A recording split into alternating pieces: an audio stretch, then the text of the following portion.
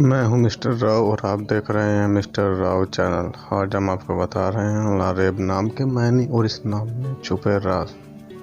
Video शुरू करने से पहले अभी तक अगर आपने हमारे चैनल को सब्सक्राइब नहीं किया है तो कर दीजिए और बेल आइकन को ज़रूर प्रेस कीजिए ताकि हर आने वाली वीडियो का नोटिफिकेशन आपको मिल सके और वीडियो को लाइक ज़रूर कीजिए।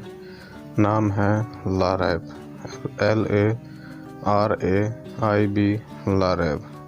लारेब के मानी हैं बिलाशुबा, बेशक। लारेब का मज़हब जो है वो है मुस्लिम और लारेब के लिए लकी नंबर जो है वो है 9। लकी दिन है लारेब के लिए जुम्मा और सोमवार। लकी रंग है लारेब के लिए नीला और सब्ज़।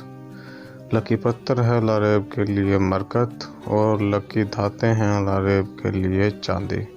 वीडियो को लाइक ज़रूर करें और अभी तक अगर आपने हमारे चैनल को सब्सक्राइब नहीं किया है तो कर लीजिए। बेल आइकन को ज़रूर प्रेस करें ताकि हर आने वाले वीडियो का नोटिफिकेशन आपको मिल सके।